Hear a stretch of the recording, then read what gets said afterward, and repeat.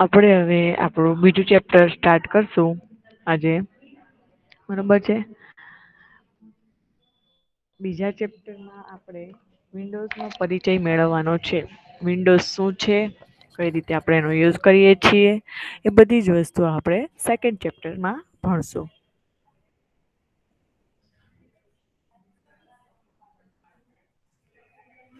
Okay.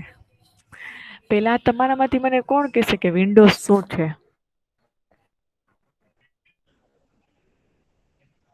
Ali Nawaz.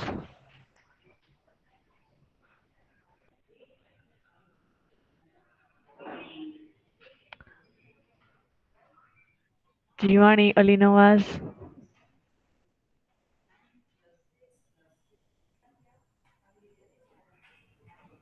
Roll number 107 કોણ છે? મોહમ્મદ રઝા. હા મિસ. હલો બોલ. હા બેટા. તમને ખ્યાલ છે વિન્ડોઝ શું છે? વિન્ડોઝ.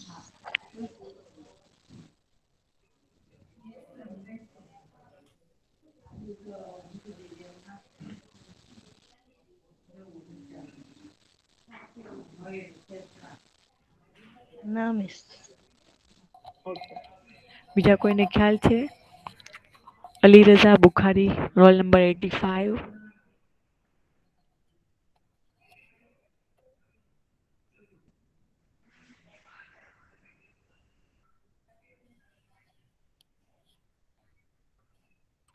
Roll number 85.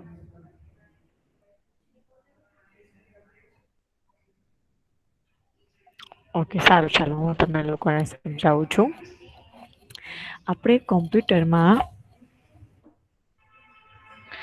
આપણે કોમ્પ્યુટરમાં જ્યારે પણ સ્ટાર્ટ કરીએ ને ત્યારે પહેલા તમારી સિસ્ટમમાં કઈ વિન્ડોઝ છે ને એ દેખાડવામાં આવે છે. એટલે કે જો તમારે કોમ્પ્યુટર સ્ટાર્ટ કરવું છે એમાં વર્ક કરવું છે તો એમાં ઓપરેટિંગ સિસ્ટમ હોવી જરૂરી છે. ઓપરેટિંગ સિસ્ટમ ન હોય તો તમારું કોમ્પ્યુટર સ્ટાર્ટ ન થાય તમે એમાં કોઈ પણ જાતનું વર્ક ન કરી શકો. એટલે ઓપરેટિંગ સિસ્ટમ હોવી ખૂબ જ જરૂરી છે. બરોબર. આપણે આમાં જોઈએ આગળ ભણીએ એટલે તમને વધારે ખ્યાલ આવશે. બરાબર છે. ચલો રોલ નંબર 85 રીડ કરો બેટા.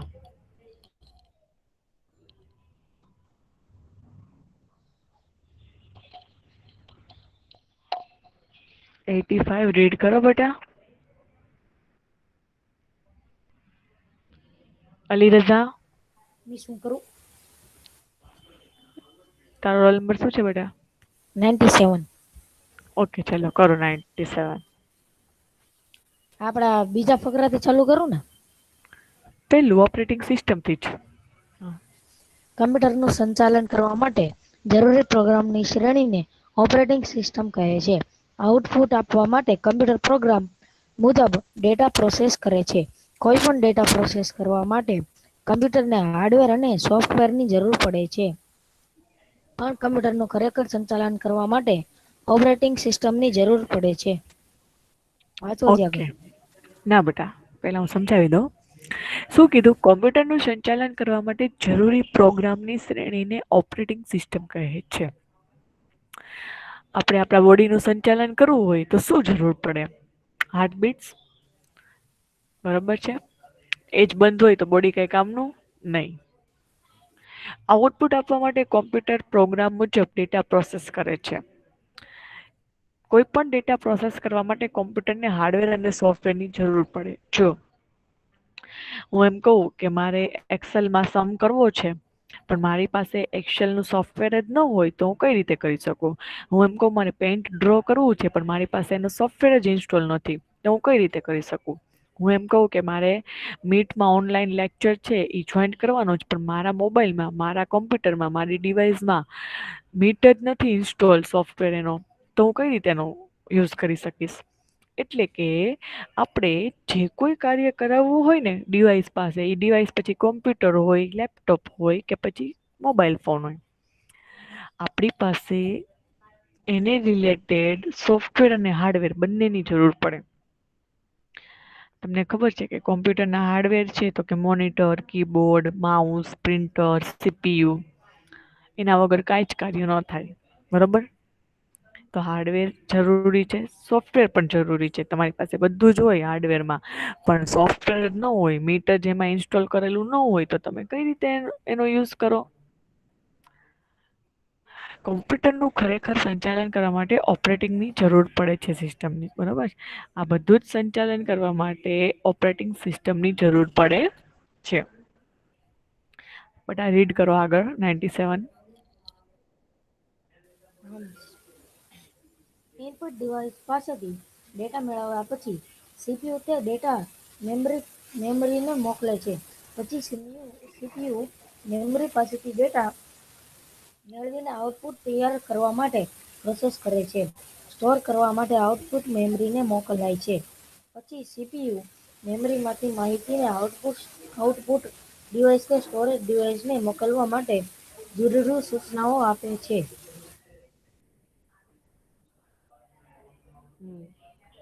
શું કીધું? ઇનપુટ ડિવાઇસ પાસેથી ડેટા મેળવ્યા પછી, ઇનપુટ ડિવાઇસ એટલે કે આપણે ડેટા આપ્યા કીબોર્ડ દ્વારા અથવા તો માઉસ દ્વારા, સીપીયુ તે ડેટા મેમરીને મોકલે. આપણે જે ડેટા આપ્યા છે મેમરીને મોકલે.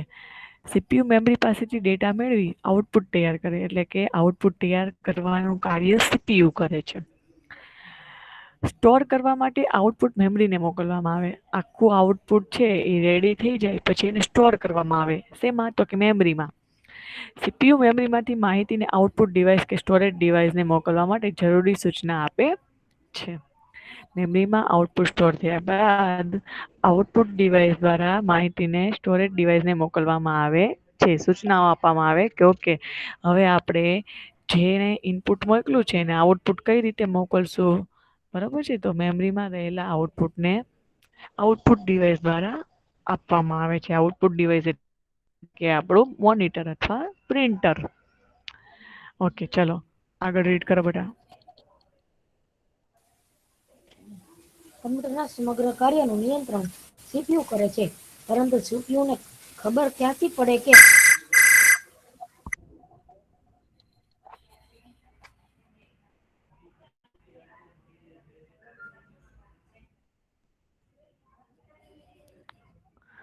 હેલો.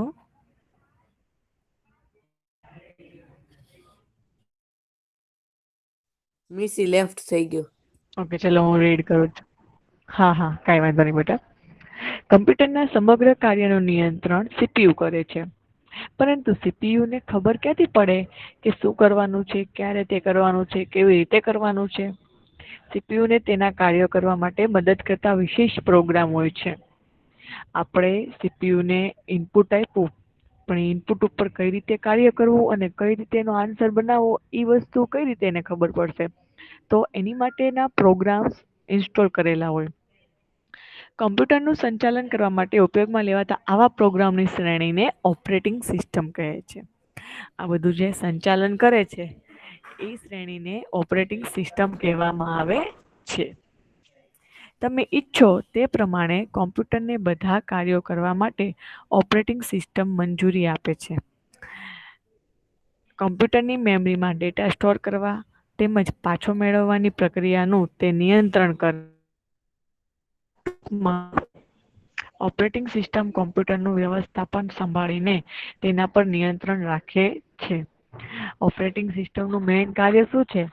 કે જે પ્રોસેસ કરવાની હોય બધી જ પ્રોસેસ કરી અને એ પ્રોસેસ ખોટી ન થાય એનું નિયંત્રણ રાખવું એ કમ્પ્યુટરનું મેઇન કાર્ય છે. તો આ બધું કોણ કરે? તો એમાં રહેલી ઓપરેટિંગ સિસ્ટમ. હવે તમને અહીંયા ઓપરેટિંગ સિસ્ટમ શું છે એ સમજમાં આવ્યું? બોયસ, ઓપરેટિંગ સિસ્ટમ શું છે સમજમાં આવ્યું બેટા?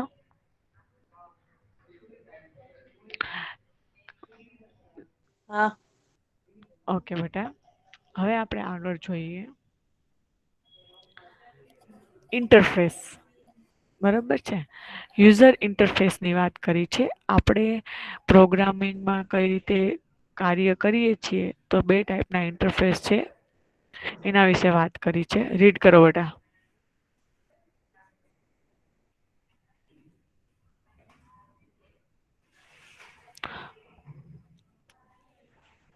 હેલો,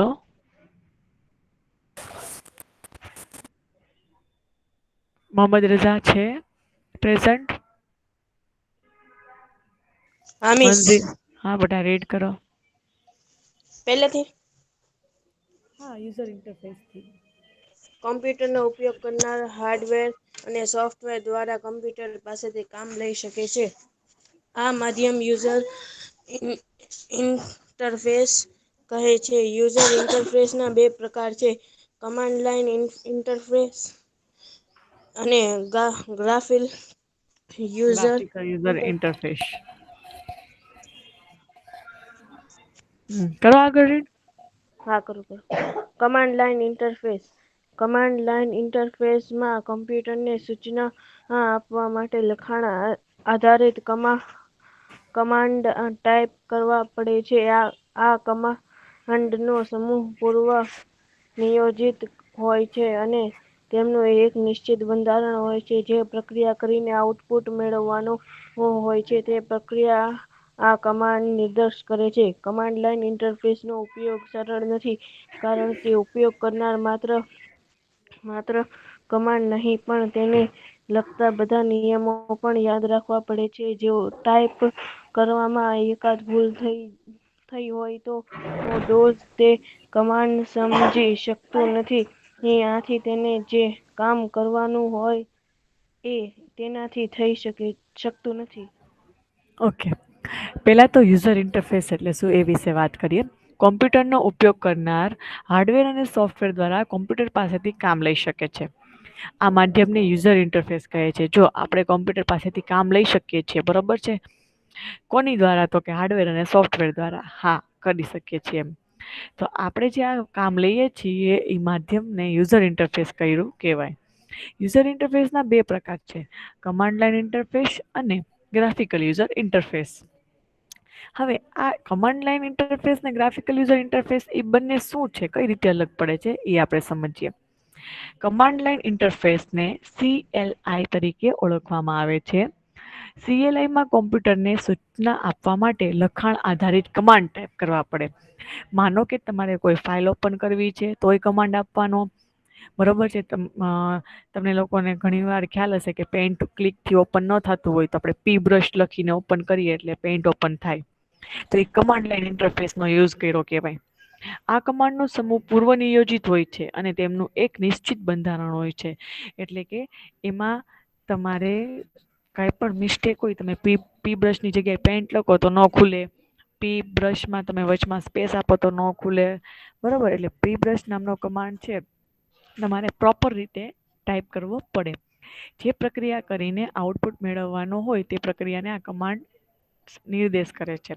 કમાન્ડ લાઇન ઇન્ટરફેસનો ઉપયોગ સરળ નથી, કારણ કે ઉપયોગ કરનારે માત્ર કમાન્ડ નહીં પણ તેને લગતા બધા નિયમો પણ યાદ રાખવા પડે છે. જો ટાઈપ કરવામાં એકાદ ભૂલ થઈ હોય તો ડોઝ તે કમાન્ડ સમજી શકતું નથી. આથી તેને જે કામ કરવાનું કહ્યું તેનાથી થઈ શકતું નથી. જો કોઈ પણ કમાન્ડ ટાઈપ કરીએ એ પ્રોપર જ કરવો પડે. મેં પહેલા તમને લોકોને સમજાવ્યું. જો એ પ્રોપર ન કરીએ ને તો કોમ્પ્યુટર સમજી ન શકે કે આપણે કઈ વસ્તુ ઓપન કરવી છે, કયો કમાન્ડ ચલાવવો છે. એટલે એ આપણને વર્ક કરીને આપે નહીં. સમજાણું કમાન્ડ લાઇન ઇન્ટરફેસ? હા. ઓકે, હવે નેક્સ્ટ ઇન્ટરફેસ જોઈએ, ગ્રાફિકલ યુઝર ઇન્ટરફેસ. બરાબર છે, રીડ કરો બેટા. હા. Graphical user interface. આજકાલ મોટા ભાગના કમ્પ્યુટર ગ્રાફિકલ યુઝર ઇન્ટરફેસ હોય છે. આ સિસ્ટમમાં સ્ક્રીન પરના ચિત્રો કે ગ્રાફિક્સ પર માઉસ વડે ક્લિક કરીને કમ્પ્યુટર સૂચનાઓ આપવાની હોય છે. આથી જીવમાં કમ્પ્યુટરનો ઉપયોગ કરવા માટે તમારે કોઈ કમાન્ડ યાદ રાખવા પડતા નથી. કોઈ પણ કામ કરવા માટે તમારે પસંદગી ટૂલ્સ કે સંબંધિત બટન કે સ્ક્રીન પર આઇકન પર માત્ર ક્લિક કરવાનું રહે છે. વિન્ડોઝ ઓપરેટિંગ સિસ્ટમ એ ખૂબ પ્રચલિત ગ્રાફિક યુઝર ઇન્ટરફેસ છે. ઓકે, પહેલા વાત કરી હતી આપણે કમાન્ડ લાઇન ઇન્ટરફેસની. હવે વાત કરશું ગ્રાફિકલ યુઝર ઇન્ટરફેસ. જેને શોર્ટમાં કહેવાય છે GUI, ઓલાને કહેવાતું CLI. આજકાલ મોટાભાગના કમ્પ્યુટરમાં ગ્રાફિકલ યુઝર ઇન્ટરફેસ હોય છે. આ સિસ્ટમમાં સ્ક્રીન પરના ચિત્રો કે ગ્રાફિક્સ પર માઉસ વડે ક્લિક કરીને કમ્પ્યુટરને સૂચનાઓ આપવાની હોય છે. આથી GUIમાં કમ્પ્યુટરનો ઉપયોગ કરવા માટે તમારે કોઈ કમાન્ડ યાદ રાખવા પડતા નથી. એટલે કે આપણે CLIમાં કમાન્ડ આપીને જે વસ્તુ કરતા હતા એ વસ્તુ અહીંયા માઉસની ક્લિકથી બરોબર છે કરી શકીએ છીએ. ફોર એક્ઝામ્પલ પી બ્રશની જગ્યાએ હું પેઇન્ટના જે આઇકોન હોય એના ઉપર માઉસથી ક્લિક કરીશ એટલે પેઇન્ટ ઓપન થઈને મારી સ્ક્રીન પર આવી જશે. તો ત્યારે મારે કમાન્ડની જરૂર પડતી નથી. બરોબર. કોઈ પણ કામ કરવા માટે તમારે પસંદગીના ટૂલ્સ કે કમાન્ડ અથવા તેના સંબંધિત બટન કે સ્ક્રીન પરના આઇકન પર ક્લિક કરવાનું રહે છે. વિન્ડોઝ ઓપરેટિંગ સિસ્ટમ છે એ totally GUI graphical user interface છે. એટલે કે તમે માઉસની ક્લિકથી કોઈ પણ વસ્તુ ઓપન કરી શકો છો. સમજાણું ગ્રાફિકલ યુઝર ઇન્ટરફેસ અને કમાન્ડ લાઇન ઇન્ટરફેસ? કોઈને આમાં કઈ ક્વેરી હોય તો મને અત્યારે જ પૂછી લ્યો.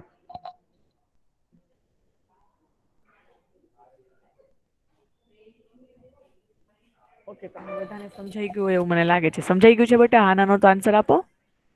હા. હા. ઓકે. તો આ બે ઇન્ટરફેસ હતા, બરોબર છે. હવે આપણે આગળના ટોપિકમાં જઈએ. હવે તમારે સમજવાનું છે ડેસ્કટોપ વિશે. ડેસ્કટોપ શું છે મને કોણ કહેશે?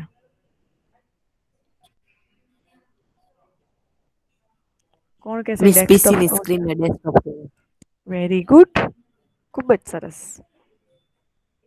જો આપણે જ્યારે કમ્પ્યુટર ઓપન કરીએ અને જે સ્ક્રીન દેખાય છે એને આપણે ડેસ્કટોપ તરીકે ઓળખીએ છીએ. કોમ્પ્યુટરની સ્વિચ ચાલુ કરો અને વિન્ડોઝ ચાલુ થવા માટે બૂટ થવા માટે થોડી સેકન્ડ રાહ જુઓ. રોમ કાર્ય શરૂ કરવા માટે સીપીયુને સૂચના આપે છે. તે પ્રક્રિયાને બુટિંગ કહે છે. જો આપણે જ્યારે પણ કોમ્પ્યુટર સ્ટાર્ટ કરીએ ને એટલે અમુક ક્ષણો પછી સ્ક્રીન દેખાય. તો એ જે અમુક ક્ષણો નો જે ટાઈમિંગ લાગે છે ને એને બુટિંગની પ્રક્રિયા શરૂ છે એમ કહેવાય. અને ત્યારબાદ જે સ્ક્રીન દેખાય છે એને વિન્ડોઝની મુખ્ય સ્ક્રીન, જેને આપણે ડેસ્કટોપ તરીકે ઓળખીએ છીએ. બરોબર છે. આગળ જોઈએ આપણે. અહીંયા આગળ ડેસ્કટોપ વિશે આપણે વાત કરવાની છે અને ડેસ્કટોપ વિશે સમજવાનું છે. જો આ સ્ક્રીન છે ને એ ડેસ્કટોપની છે, બરોબર? જોયેલી છે બધાએ આ સ્ક્રીન? હા મિસ. Very good. ચલો, જો હવે આ સ્ક્રીનમાં જે નાના નાના ચિત્રો દેખાય છે અને નીચે નામ લખેલું છે એને આઇકન કહેવાય છે. પછી નીચે આડી બ્લુ પટ્ટી દેખાય છે ને એને ટાસ્ક બાર કહેવાય. ટાસ્ક બારની ડાબી બાજુ સ્ટાર્ટ બટન હોય અને જમણી બાજુ નોટિફિકેશન એરિયા હોય છે. આ નોટિફિકેશન એરિયામાં તમારા પીસી કે તમારું લેપટોપનું વોલ્યુમ, કોઈ વાઈફાઈ સાથે કનેક્ટેડ હોય તો એ, બેટરી તમારા લેપટોપની ચાર્જ કેટલી છે એ બધી જ વસ્તુ, પ્લસ ડેટ એન્ડ ટાઈમ, તારીખ અને સમય શું છે, આ બધી જ વસ્તુ આ નોટિફિકેશન એરિયામાં દર્શાવવામાં આવે છે. સ્ટાર્ટ બટનમાં તમારે આ ડેસ્કટોપ પર આઇકન છે સિવાયના જે કોઈ એપ્લિકેશન છે, જે કોઈ સોફ્ટવેર ઇન્સ્ટોલ હોય તો એ મેનુ છે એ સ્ટાર્ટ બટન ઉપર ક્લિક કરશો ત્યારે દેખાડવામાં આવશે. સમજાણું આખી સ્ક્રીન તમને? વિન્ડોઝની આ જે ડેસ્કટોપ છે એ તમને સમજાણી? આપણે એને આગળ જોઈએ. ચલો, કોણ રીડ કરશે?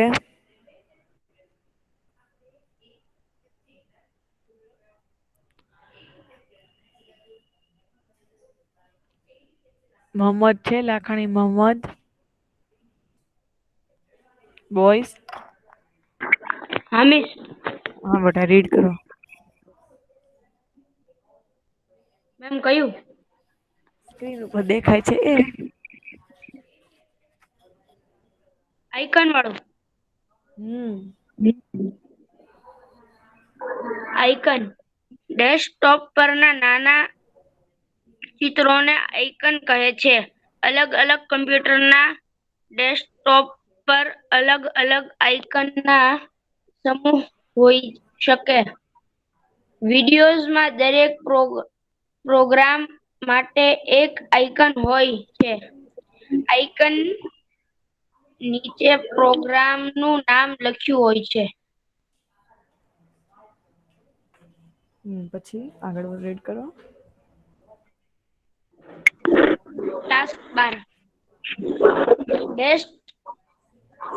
ડેસ્કટોપના નીચેના ભાગમાં દેખાતી આ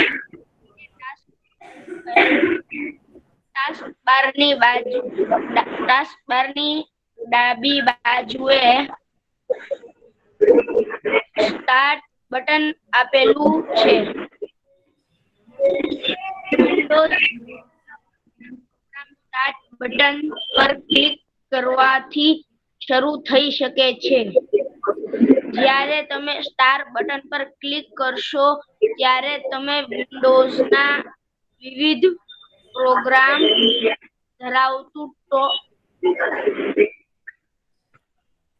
પોપ-અપ મેનુ પોપઅપ મેનુ જોવા મળશે. મળશે. Okay, very good. બસ બેટા, તમારું માઇક મ્યુટ કરી નાખો. અહીંયા વાત કરી છે આઇકન્સ. મેં તમને ડેસ્કટોપની સ્ક્રીન ઉપર આ જે પિક્ચર્સ દેખાય છે એને આઇકન્સ કહેવાય છે. બરોબર છે?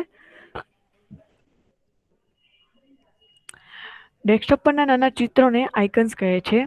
અલગ અલગ કમ્પ્યુટરના ડેસ્કટોપ પર અલગ અલગ આઇકન્સનો સમૂહ હોઈ શકે છે. વિન્ડોઝમાં દરેક પ્રોગ્રામ માટે એક આઇકન હોય છે. આઇકન નીચે પ્રોગ્રામનું નામ લખેલું હોય છે.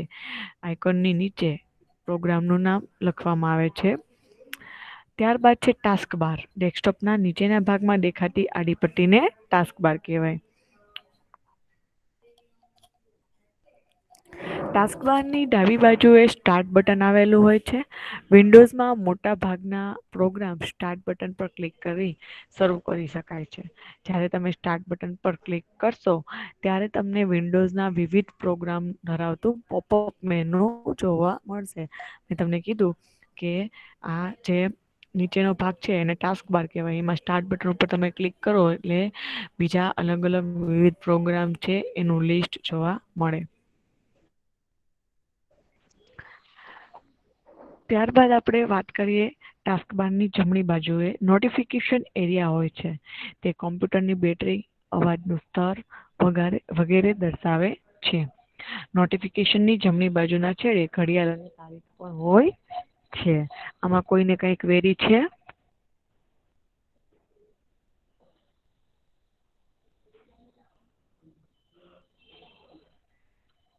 ઓકે, હવે આગળ આપણે જોઈએ next topic.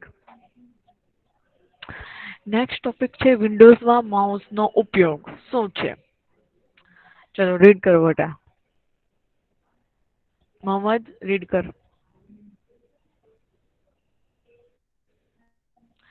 Lakhani Mohammad read કરો બેટા.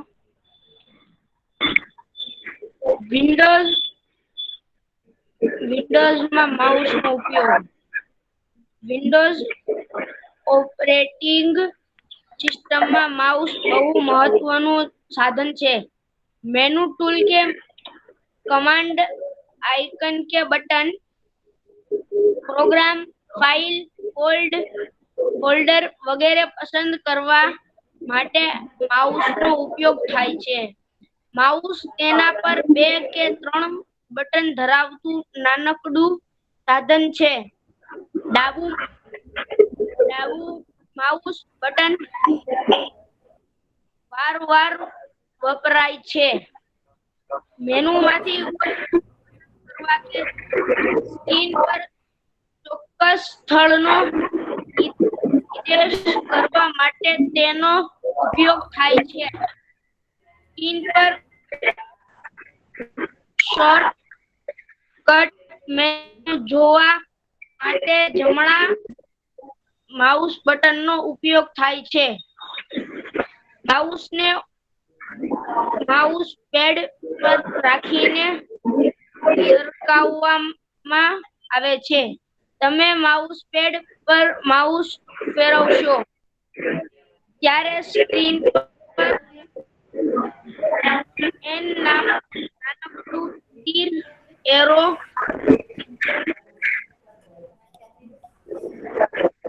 પણ કરતું દેખાશે. આ એરોને માઉસ પોઇન્ટર કહે છે. Very good. ડાબી બાજુ ઓકે બેટા, તારું માઇક મ્યુટ કરી નાખ. હવે આપણે જોઈએ વિન્ડોઝમાં માઉસનો ઉપયોગ શું છે. વિન્ડોઝમાં ઓપરેટિંગ સિસ્ટમમાં માઉસનું ખૂબ જ મહત્વ છે, કારણ કે આપણે બધી જ વસ્તુ ખબર છે કે માઉસના ક્લિકથી જ કરીએ છીએ, કારણ કે આપણને કમાન્ડ આવડતા નથી. મેનુ, ટૂલ કે કમાન્ડ, આઇકન કે બટન, પ્રોગ્રામ, ફાઇલ, ફોલ્ડર વગેરેને પસંદ કરવા માટે આપણે માઉસનો ઉપયોગ કરીએ. કોઈ પણ વસ્તુ આપણે ઓપન કરવી હોય તો તરત માઉસનો ક્લિક કરીને ઓપન કરીએ છીએ. માઉસ તેના પર 2 કે 3 બટન ધરાવતું નાનકડું સાધન છે. જો તમને પિક્ચરમાં દેખાડ્યું છે, ડાબી બાજુનું બટન, જમણી બાજુનું બટન, એક વચ્ચે સ્ક્રોલ બાર છે અને એક કેબલ વાયર છે, જેનાથી આપણે માઉસ કનેક્ટ કરીએ છીએ. મેનુમાંથી કોઈ વસ્તુ પસંદ કરવા કે સ્ક્રીન પર ચોક્કસ સ્થળનો નિર્દેશ કરવા, મારે તમને કોઈ ચોક્કસ વસ્તુ દેખાડવી હોય તો એ માઉસને ત્યાં આગળ લઈ જઈને તમને પોઈન્ટ કરીને દેખાડી શકો. સ્ક્રીન પર શોર્ટકટ મેનુ જોવા માટે જમણા માઉસ બટનનો ઉપયોગ થાય છે. બરાબર છે. શોર્ટકટ મેનુ જોવું હોય તો આપણે રાઈટ ક્લિક કરીને જોઈ શકીએ છીએ, એટલે કે જમણી બાજુનું. માઉસને માઉસ પેડ પર રાખીને સરકાવવામાં આવે છે. તમે માઉસ પેડ પર માઉસ ફેરવો ત્યારે સ્ક્રીન પર એક નાનકડું એરો દેખાશે ફરતો. આ એરાને માઉસ પોઇન્ટર કહેવાય છે. આપણને ખબર છે કે આપણે માઉસ પેડ પર માઉસ ફેરવીએ તો સ્ક્રીન ઉપર પણ એરો ફરતો દેખાય છે, ને આપણે માઉસ પોઇન્ટર તરીકે ઓળખીએ છીએ. બરોબર છે. આમાં કોઈને કઈ ક્વેરી છે? સમજાય છે તમને લોકોને?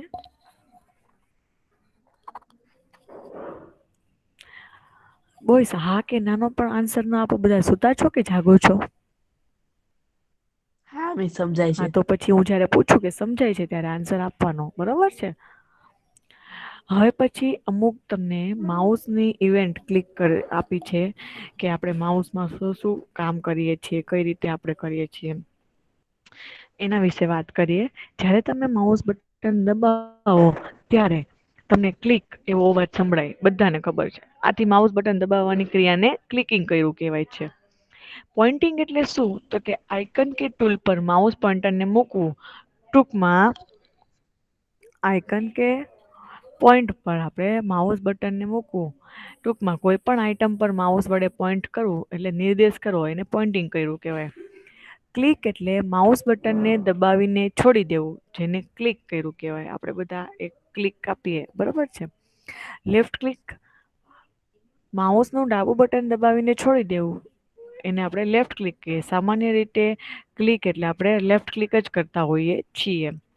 રાઈટ ક્લિક એટલે માઉસનું જમણું બટન દબાવવું, એને રાઈટ ક્લિક કરી કહેવાય. ડબલ ક્લિક એટલે માઉસ બટનને ઝડપથી 2 વાર દબાવવું, જેને ડબલ ક્લિક કરી કહેવાય.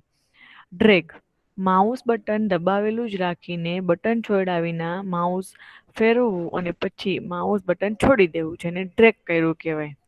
તો આ બધી પરિભાષાઓ માઉસની હતી. બરોબર છે. Pointing, click, left click, right click, double click અને ડ્રેગ. આમાંથી કોઈને સમજ ન આવ્યો હોય તો મને અત્યારે જ પૂછી લ્યો.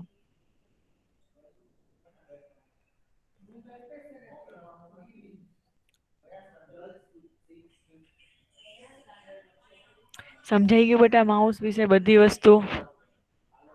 હા મિસ. ઓકે.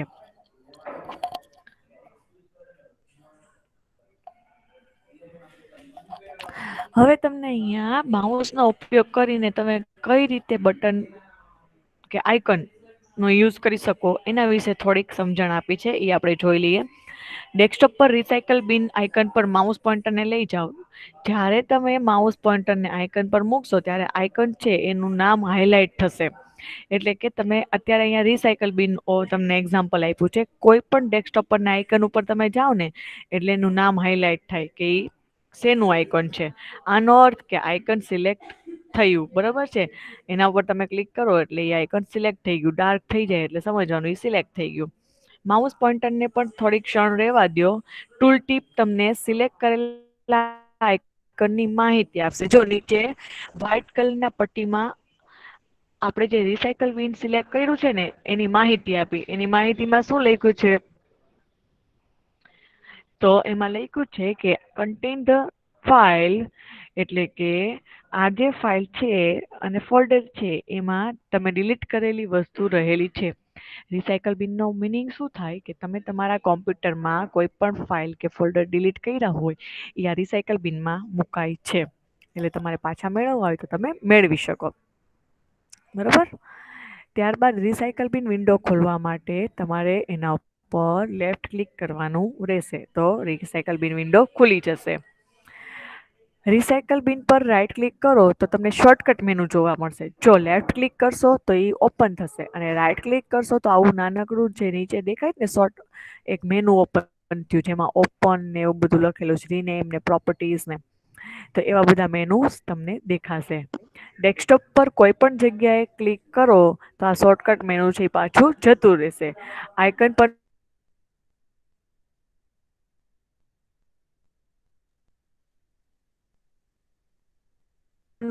હાઇલાઇટ આપણે માઉસની મદદથી કોઈ પણ આઇકન છે એને ક્લિક કરી શકીએ છીએ અને સિલેક્ટ કરી શકીએ છીએ. આજના દિવસ માટે આપણે આટલું જ રાખશું. આગળનું આપણે નેક્સ્ટ